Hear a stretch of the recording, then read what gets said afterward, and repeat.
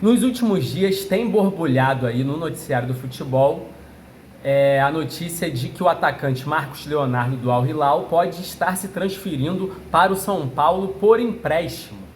Né, cara? Parece que o Al Hilal está com excesso de estrangeiros no seu elenco.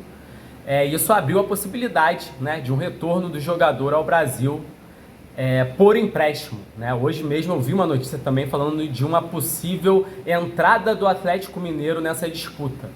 Agora, o que eu não vi foi qualquer notícia falando de um interesse do Fluminense, né? Isso me irrita bastante, porque é uma oportunidade muito clara e muito óbvia, né?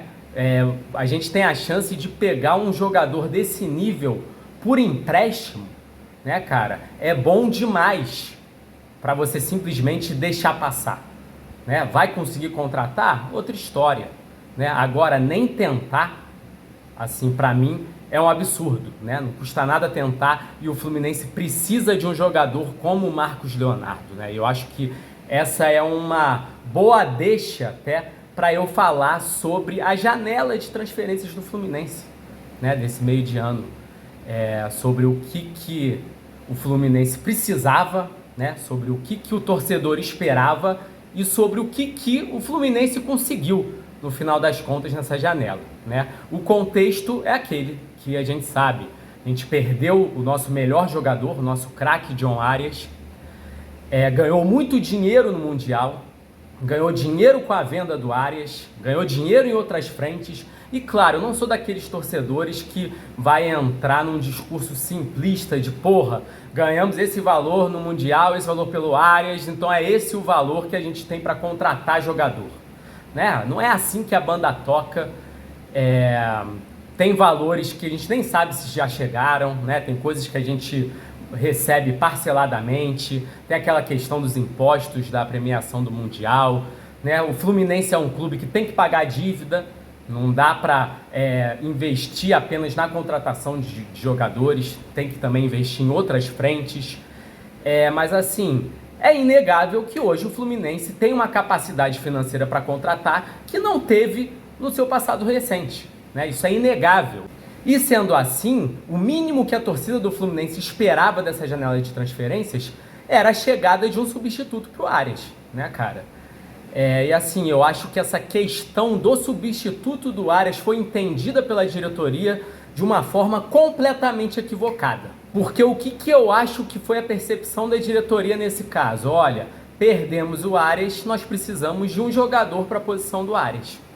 Né? Aí foram lá, contrataram o Santi Moreno, e é isso. Santi Moreno é o substituto do John Arias. E porra nenhuma, né, cara? Santi Moreno não é substituto pro Arias nem aqui, nem na China. Porque é aquilo, quando a gente perde o John Arias, a gente não perde um ponta. A gente perde um craque.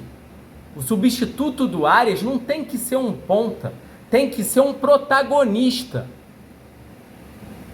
Não interessa se é ponta, se é meia, se é atacante como o Marcos Leonardo, né? Porque assim, a ponta na realidade não é nenhuma das nossas posições mais carentes.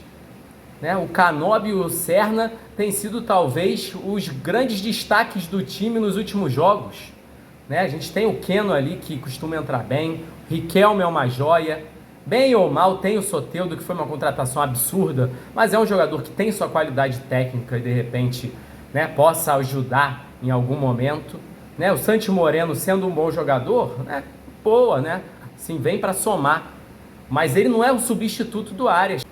E o fato é que no fim das contas o substituto do Arias não veio, né? E não virá.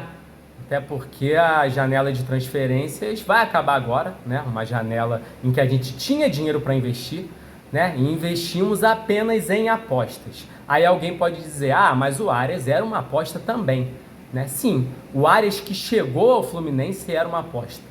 O Arias que saiu do Fluminense, que a gente perdeu, era uma realidade, era um protagonista, né? O nosso elenco, ele cai de patamar sem o Arias.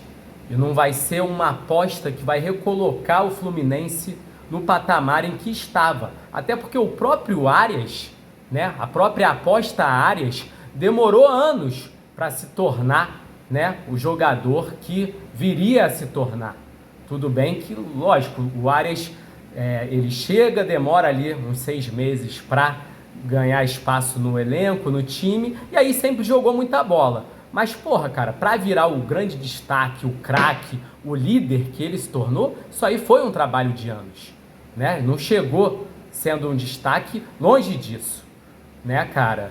Só que ele saiu como destaque, né? O novo Arias que a gente precisa não é a aposta Arias, é a realidade Arias. O que não quer dizer que a gente não possa também correr atrás de apostas e buscar novos áreas, né, no mercado. Mas a reposição para o jogador que saiu, isso aí nós não tivemos. Então, por isso, não tem como fechar essa janela de transferências com um sentimento que não seja o de decepção, né? É esse o meu sentimento hoje como torcedor do Fluminense. E é isso. Saudações tricolores, um grande abraço.